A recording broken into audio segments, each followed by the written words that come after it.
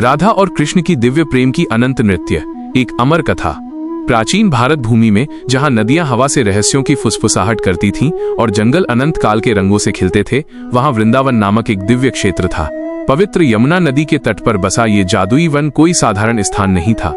ये देवताओं द्वारा खुद चित्रित एक कैनवास था, जहां नश्वर और दिव्य की सीमाएं सुबह की धुंध की तरह धुंधली हो जाती थीं। यहाँ घने कदम वृक्षों और सुगंधित चमेली की लताओं के बीच सबसे गहन प्रेम कथा का उदय हुआ।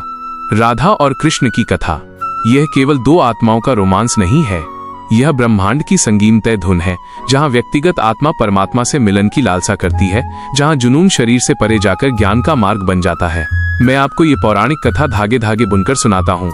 महाकाव्य शैली में भागवत पुराण के पवित्र श्लोकों, जयदेव की गीता गोविंद की काव्यात्मक उन्माद, ब्रह्म वैवर्त पुराण की गहन रहस्योद्घाटन और अन्य हिंदू ग्रंथों की शाश्वत फुसफुसाहटों से प्रेरित हम उनकी लीलाओं, दिव्य खेलों की यात्रा करेंगे, जो बचपन की मासूमियत, चोरी छिपे नजरों, चंद्रमा की रोशनी में नृत्य, पीड़ादायक विरह और आनंदमय पुनर्मिलन तक फैली हैं। और इस वर्णन में हम उनके बंधन को जलाने वाली कामुक अग्नि से नहीं हिचकिचाएंगे, क्योंकि उनका प्रेम आध्यात्मिक ज्वाला और सांसारिक इच्छा दोनों है, मानव हृदय की सबसे गहन लालसाओं का दर्पण। हमारी कथा की शुरुआत सबसे ऊंचे स्वर्ग गोलोक से होती है, जहां राधा और कृष्ण समय और रूप से परे अनंत साथी के रूप में विद्यमान है। ब्रह्म वैवर्त पुराण में कहा गया है कि राधा कृष्ण की ह्लादिनी शक्ति है, आनंद की शक्ति स्वयं। वो स्त्री सार हैं, शक्ति उनकी शक्तिमान की पूरक, जो सर्वशक्तिमान को पूर्ण करती है। कृष्ण गहरे नीले रंग वाले भगवान, जिनका नाम सर्व आकर्षक है, अपना पूर्णता केवल उनमें पाते हैं। वे दो अलग प्राणी नहीं, बल्कि पुनर्मिलन के आनंद के लिए विभाजित एक दिव्य इकाई हैं। गोलोक में उनके दिन खेलपूर्ण लीलाओं से भरे होते हैं। कृष्ण मोर पंख मुकुट और बांसुरी हाथ में लिए इच्छा पूर्ति वृक्षों के बगीचों में राधा का पीछा करते हैं। वो सुनहरे रंग और कमल नेत्रों वाली हंसती और छेड़ती हैं। उनकी पायल आकाशीय घंटियों की तरह झनकती हैं। उनके आलिंगन केवल स्पर्श नहीं, बल्कि आत्माओं का विलय है, जहां शरीर आनंद की लहरों में घुल जाते हैं। कल्पना कीजिए, कृष्ण राधा को पास खींचते हैं, उनकी उंगलियां उनकी कमर की वक्रता पर रेंगती हैं, उनकी सांसें मिलती हैं जब वे अनंत तारों के नीचे चूमते हैं। ग्रंथ इन क्षणों का काव्यात्मक उत्साह से वर्णन करते हैं। उनके स्तन उनके सीने से सटे, उनके अंग जुनून के नृत्य में उलझे, जो ब्रह्मांड को प्रज्वलित करते हैं। लेकिन स्वर्ग में ऐसा आनंद अधूरा है, बिना सांसारिक अवतार के नाटक के, क्योंकि दिव्य प्रेम अलगाव और पीछा के रोमांच पर फलता फूलता है। इस प्रकार वे सांसारिक जगत में अवतरित होते हैं। कृष्ण मथुरा में देवकी और वसुदेव के पुत्र के रूप में जन्म लेते हैं। तूफानों और भविष्यवाणियों के बीच विष्णु के 8वें अवतार के रूप में, जो तानाशाह कंस का वध करने वाले हैं। उनकी रक्षा के लिए उन्हें गोकुल ले जाया जाता है, जहां गोपालक नंद और यशोदा उन्हें पालते हैं। राधा इसी बीच बरसाना गांव या कुछ कथाओं में रेपल्ली में वृषभानु और कीर्ति देवी की पुत्री के रूप में अवतरित होती हैं। वो कृष्ण से 5 वर्ष बड़ी हैं। ये विवरण उनके गतिशील में परतें जोड़ता है। वो उनकी युवा उत्साह की बुद्धिमान, परिपक्व मार्गदर्शिका। पद्म पुराण और अन्य ग्रंथों से हमें पता चलता है कि राधा लक्ष्मी का अवतार है, भाग्य की देवी। लेकिन कृष्ण के प्रति उनका प्रेम इतना गहन है कि वे परम भक्त का प्रतीक बनती हैं। बचपन में उनके मार्ग वृंदावन के चरागाहों में मिलते हैं। कृष्ण शरारती माखन चोर अपने मित्रों के साथ गायें चराते हैं। उनकी त्वचा मानसून के बादलों जैसी गहरी नीली, आंखें दिव्य शरारत से चमकती। राधा अपनी सखियों के साथ फूल इकट्ठा करती, उन्हें दूर से देखती हैं। उनकी पहली मुलाकात विद्युतीय है, लोक कथाओं में वर्णित। कृष्ण की बांसुरी चुपके से नियति की पुकार करती है। राधा अपने हृदय में हलचल महसूस करती हैं। उनके अंगों में फैलती गर्मी नाम न दे सकने वाली इच्छाएं जागृत करती। उन शुरुआती दिनों में उनका प्रेम मासूम लेकिन तीव्रता से खिलता है। कृष्ण राधा के गांव में गोपी के वेश में घुसकर शरारतें करते। एक धूप वाली दोपहर, जब राधा अपनी सखियों के साथ यमुना में स्नान करती हैं, कृष्ण उनके वस्त्र वृक्ष पर छिपा देते हैं। यह लीला चीरहरण या वस्त्र चोरी के नाम से जानी जाती है। गोपियां विनती करती हैं, उनके शरीर पानी में चमकते, लेकिन कृष्ण मांगते हैं कि वे भक्ति से हाथ जोड़कर बाहर आएं। राधा साहसी और अडिग सबसे पहले आगे बढ़ती हैं। उनकी गीली साड़ी उनके वक्रों से चिपकी, उनकी आंखें उनकी आंखों से टकराती एक चुनौती में जो गहन लालसा छिपाती है। हृदय चोर, वो फुसफुसाती हैं, हमारा लौटा दो। कृष्ण हंसते हैं, उनकी आवाज रेशम में लिपटी गरज जैसी, और वस्त्र फेंक देते हैं, लेकिन उस नजर को चुराने से पहले जो उनकी त्वचा को प्रज्वलित कर देती है। ये खेलपूर्ण मुलाकात भागवत पुराण से दिव्य के प्रति समर्पण का प्रतीक है। गोपियों की नग्नता अहंकार से मुक्त आत्मा का प्रतिनिधित्व, भगवान के सामने असुरक्षित, लेकिन उनकी कथा के अंतरंग दृष्टिकोण में ये शारीरिक आकर्षण की चिंगारी है। कृष्ण की दृष्टि राधा के रूप पर ठहरती, उनकी सांस तेज होती जब वे नग्न लेकिन वांछित महसूस करती हैं। जैसे जैसे वे बड़े होते हैं, उनका बंधन चोरी छिपे क्षणों की एक टेपेस्ट्री में गहराता है। कृष्ण की बांसुरी उनके प्रेम की दूत बन जाती है। गीता गोविंद में जयदेव जीवंत दृश्य चित्रित करते हैं। संध्या में धुन हवा में तैरती राधा को घर से खींचती, वो चुपके से निकलती हैं, हृदय धड़कता वृंदावन के कुंज में मिलने। जंगल जीवंत हो उठता, मोर नाचते, कोयल गाते, चंद्रमा उनकी मिलन पर चांदी की रोशनी बिखेरता। कृष्ण फूलों की शैया पर लेटे इंतजार करते, उनका शरीर चंदन और आभूषणों से सुशोभित। राधा आती हैं, उनके कदम हिचकिचाते लेकिन उत्सुक, उनकी साड़ी सरसराती। मेरी प्रिय, वो बुदबुदाते, उन्हें बाहों में खींचते।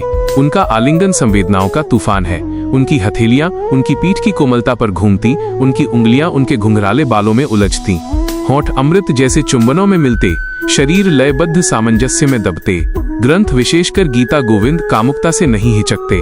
कृष्ण का स्पर्श राधा की इंद्रियों को जागृत करता, उनके स्तनों पर लाड़ दिव्य आनंद के कराह निकालते। वो समान उत्साह से प्रतिसाद करती, उनके नाखून उनकी त्वचा पर रगड़ते, उन्हें अपना चिन्हित करते। उनका मिलन केवल शारीरिक नहीं बल्कि ऊर्जाओं का संलयन है। कृष्ण का उनमें प्रवेश, उनकी गतियां पवित्र नृत्य जहां सुख की लहरें चरम पर पहुंचती, आत्मा के अनंत से विलय का प्रतीक। लेकिन प्रेम की सच्ची गहराई विरह में परीक्षा होती है। जब कृष्ण की कर्तव्य मथुरा में कंस का सामना करने बुलाते हैं, उन्हें वृंदावन छोड़ना पड़ता है। राधा विक्षिप्त हो जाती हैं, उनकी दुनिया ढह जाती है। ब्रह्म वैवर्त पुराण में उनकी लालसा दुख के सागर के रूप में चित्रित है। वो जंगलों में भटकती, उनका नाम पुकारती, उनका शरीर बुझी इच्छा की अग्नि से क्षीण होता। हे श्याम, वो रोती, तेरी अनुपस्थिति मेरी नसों में जहर जैसी जलाती है। कृष्ण भी पीड़ा महसूस करते हैं, लेकिन उनका दिव्य भूमिका बलिदान मांगती है। जयदेव के महान कार्य में ये विरह केंद्रीय विषय है। राधा ईर्ष्या और लालसा से ग्रस्त कृष्ण को अन्य गोपियों के साथ कल्पना करती। उनकी सखियां सांत्वना देती, कृष्ण की अपनी यातना का वर्णन करती। वो कुंजों में टहलते, उनकी बांसुरी मौन, आंखें उनके लिए आंसुओं से भरी। एक सखी दूत बनती, राधा को पुनर्मिलन के लिए प्रेरित करती। अलगाव की पीड़ा उनका प्रेम ऊंचा उठाती है, सिखाती कि सच्ची भक्ति लालसा में फलती है, हृदय को शुद्ध करती है। उनकी लीलाओं का शिखर रास लीला है, प्रेम का महान नृत्य, भागवत पुराण के 10वें स्कंध में वर्णित। शरद पूर्णिमा की रात कृष्ण की बांसुरी गोपियों को यमुना तट पर बुलाती है। राधा उनमें अग्रणी, आगे बढ़ती, उनका हृदय प्रज्वलित। दृश्य जादुई है, नदी चमकती, कमल खिलते, हवा प्रत्याशा से गूंजती। कृष्ण योग माया से खुद को गुणा करते, प्रत्येक गोपी के साथ व्यक्तिगत नृत्य करते, फिर भी उनका सच्चा ध्यान राधा पर। वे व्रत बनाते, हाथ जोड़े, शरीर आइए संगीत पर झूमते। कृष्ण राधा को पास खींचते, उनकी बाहां उनकी कमर पर, उनके कूल्हे ताल में।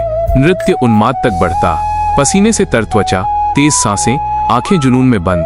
गीता गोविंद जैसी परंपराओं से कामुक विवरण में लीलाएं अंतरंग खेल शामिल करती। कृष्ण राधा की गर्दन चूमते, उनकी हथेलियां उनके स्तनों को थामती, उनकी टांगें उन्हें लपेटती पूर्ण समर्पण में। गोपियां प्रेम के सामूहिक उत्सव में शामिल होती, स्पर्श करती, आलिंगन करती, दिव्य चरम आनंद में खो जाती। यह केवल उत्सव नहीं बल्कि भक्ति की सर्वोच्च रूप, प्रेमा, शुद्ध प्रेम, जहां शारीरिक मिलन आध्यात्मिक ज्ञान का दर्पण है। थके वे यमुना में स्नान करते, शरीर उलझे, अनंत वादों की फुसफुसाहटें, फिर भी आनंद में भी अभिमान उनकी परीक्षा लेता है। जब गोपियां खुद को विशेष महसूस करती, कृष्ण अदृश्य हो जाते, राधा और अन्यों को निराशा में छोड़कर वे खोजती, लालसा के गीत गाती। पुराण से गोपी गीत, जहां वे उनकी सुंदरता की प्रशंसा करती और वापसी की विनती। राधा की आवाज सबसे ऊपर उठती, उनका गीत भावनाओं का सैलाब। तेरे होंठ मेरे पर, तेरा स्पर्श अग्नि प्रज्वलित। वापस आओ मेरे स्वामी। कृष्ण पुनः प्रकट होते, प्रेम की प्रकृति समझाते, ये निस्वार्थ है, स्वामित्व नहीं। वे भक्ति पर प्रवचन देते, फिर नृत्य फिर शुरू करते, राधा केंद्र में।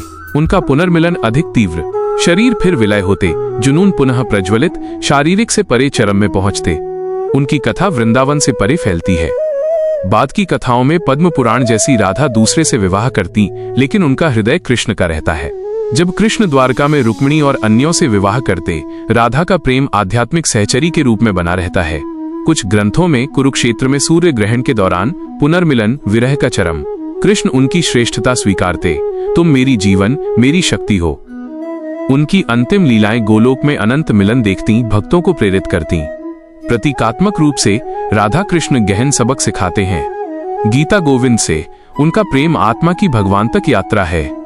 राधा जीवात्मा, कृष्ण परमात्मा। अलगाव शुद्ध करता, मिलन मुक्त करता। गौड़ीय वैष्णववाद में चैतन्य महाप्रभु उनके संयुक्त रूप का अवतार हरे कृष्ण जपकर राधा के प्रेम का स्वाद लेते। उनकी कथा कला, नृत्य और त्योहारों को प्रभावित करती। होली, जहां रंग उनके खेलपूर्ण प्रेम का प्रतीक और जन्माष्टमी कृष्ण के जन्म का उत्सव। लेकिन विशिष्ट लीलाओं में गहराई से उतरें। लोक परंपराओं से नाव लीला, कृष्ण और राधा यमुना पर नाव में, लहरें उन्हें अंतरंगता में हिलाती। उनकी हथेलियां उनकी जांघों पर घूमती, उनकी कराह पानी पर गूंजती। या होली लीला, जहां वे एक दूसरे पर रंग लगाते, शरीर जीवंत रंगों से रंगे, जुनूनी खेल तक। गीता गोविंद के अध्यायों में कथा 12 गीतों में खुलती है। यह राधा की ईर्ष्या से शुरू, कृष्ण को अन्य गोपियों के साथ देखकर उनकी सखी क्षमा की प्रेरणा देती। कृष्ण पश्चातापी कुंज में राधा की खोज करते। वो सुसज्जित आती, लेकिन क्रोध पिघलकर इच्छा में बदलता। वे प्रेम करते। श्लोकों में विस्तृत, कृष्ण के चुंबन उनके होठों, स्तनों, नाभि पर, राधा के नाखून उनकी पीठ पर, उनका चरम दिव्य प्रकाश का विस्फोट, फिर विरह गीतों का आदान प्रदान, अनंत आनंद में पुनर्मिलन तक। और विस्तार करें, कल्पना कीजिए कृष्ण के बिना राधा का दैनिक जीवन। वो गायें दोहती, उनका मन उनके स्पर्श की स्मृति में, शरीर पीड़ित, रातें यातना, उनके आलिंगन के सपने। कृष्ण मथुरा में राक्षस मारते, लेकिन उनकी सुगंध के लिए तरसते। उनका प्रेम सामाजिक मानदंडों को चुनौती देता। राधा विवाहित, कृष्ण राजा, फिर भी शुद्ध रहता। ब्रह्म वैवर्त में राधा एक गोपी को शाप देती, पुनर्जन्मों तक, लेकिन उनका बंधन बना रहता। नारद पंचरात्र जैसे अन्य ग्रंथ राधा को परम देवी मानते। ये कथा सदियों से कवियों, कलाकारों, संतों को प्रेरित करती। मीराबाई के भजनों से टैगोर की कविताओं तक ये जीवित है। बांके बिहारी जैसे मंदिरों में उन्हें प्रेमी के रूप में पूजा जाता है। और इस प्रकार राधा कृष्ण की कथा हमें याद दिलाती है, प्रेम दिव्य खेल है, कामुक और आध्यात्मिक, अनंत और सदैव नया। राधे राधे।